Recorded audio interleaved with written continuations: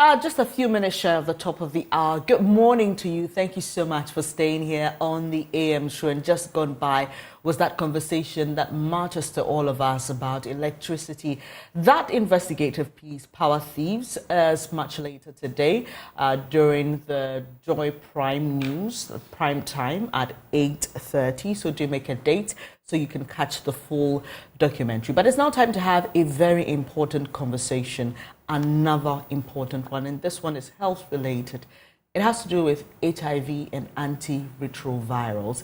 Ghana made a lot of strides, in the early 2000s when we embarked on campaigns to get the numbers down, eradicate HIV, kill the stigma. There were songs, campaigns all over the place. Some I can remember top of my head because everywhere you turned you could hear them. There's been a bit of slowing down in terms of campaign. Well, the AIDS Commission tells us this has to do with funding issues. But today we want to have an important conversation, which is another leg of the problem, and it has to do with the availability of antiretrovirals. And about 57% of children under 14 living with HIV do not receive antiretrovirals. And this morning, I've been joined by the boss of the Ghana AIDS Commission, Mr. Tremi. Thank you so much for joining me this morning. It's a pleasure to have you here for this very important conversation. Last year, when I hosted you, there was a campaign to get everybody on board. I've heard radio adverts even calling Ghanaians to help, with the funding of your work as the Ghana AIDS Commission. Let's start off on that one. How far with that? Have you received a lot of support? Thanks for having me. Yes, we launched the shortcode, the USSD Shortcode. No, we haven't launched it yet. It will be launched. But we started popularizing it in August. And so far, we have seen more than 2,000 people visiting the platform. But only 105 people have donated. The average of 20 Ghana cedis per donor. So that is the update on that. Right. Now we have a big problem on our hands, the availability of antiretrovirals. Children under 14, children living with HIV, very vulnerable group. They don't have access to antiretrovirals. Why is that? Well, the situation of the children is a little different. Okay.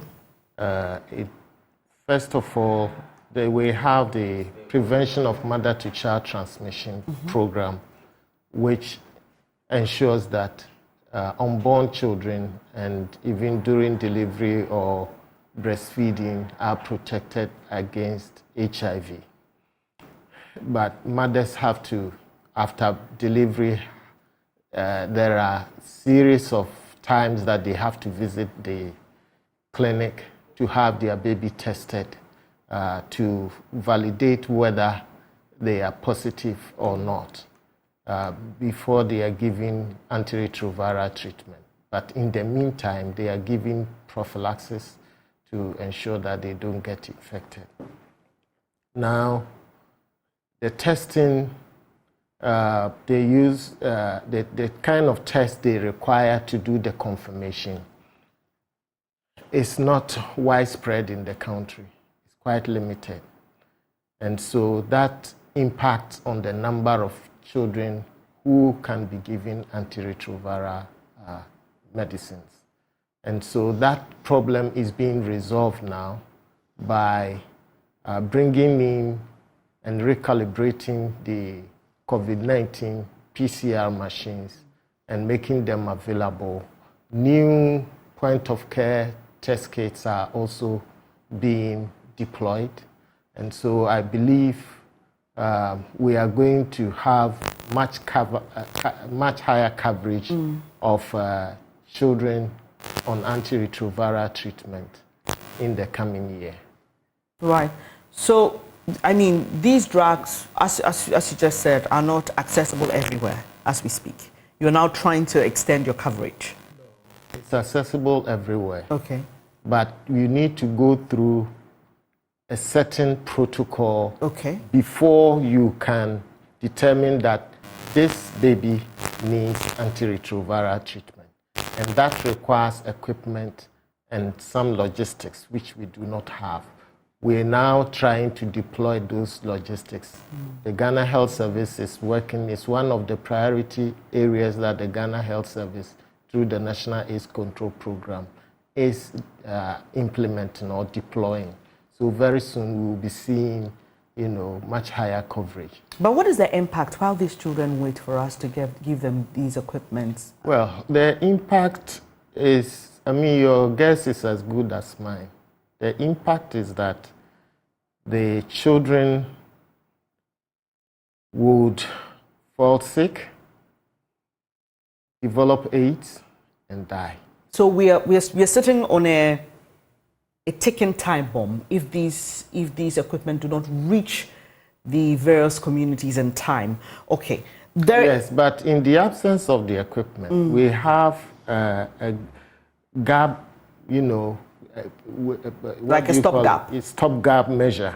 Now, the stopgap measure, thanks for that. The stopgap measure is to have the mother's sample, the baby sample, transported to places where we have these machines to do the test. And this is all covered by government, or the parents have to pay for these services? No, parents don't pay a dime. They are not supposed to pay anything. Right. All HIV services are free. Right. So they don't pay anything. So this stopgap measure is also working, but we need to rather have the point of care machines, as close to the users as possible. Right. And that is what is being done now. And Doc, there's another concern even for the older folks. The National Association of Persons Living with AIDS has recently complained about the unavailability of antiretrovirals. They talk about expired drugs. There's been a confusion around whether those drugs are really administered or not. But we know that there's a whole stock sitting at the ports. I spoke to you on Friday. Has there been any update on the release of those drugs as we speak this morning? Yeah, I think we have clarified that no pharmacist in any health facility would administer expired drugs onto any patient. Right. So that information is inaccurate. The second point is also that as you have seen from the press releases from Ghana Health Service and Ministry of Health, both of which indicate that yes, the medicines will be cleared this week for onward distribution to the health facilities. And I believe and know that that is being done. So I will want all persons living with HIV to be rest assured that they are going to have all the medicines. But this particular medicine that was reported to be in short supply is taken by a small proportion of persons living with HIV. And as I spoke to you on Friday, I mentioned that the antiretroviral, there are various antiretroviral medicines. And so this particular one is what we were talking about. And therefore, everybody will have their supplies this week. And so be rest assured. Right. Thank you so much, Doc. And we definitely need to have this conversation, and we'll find another day to have a bigger conversation about the national outlook when it comes to HIV and AIDS. And also, because you've started a campaign, we need to measure and see if you're making any strides, because we were worried about the statistics and the numbers. But thank you so much for joining me this morning.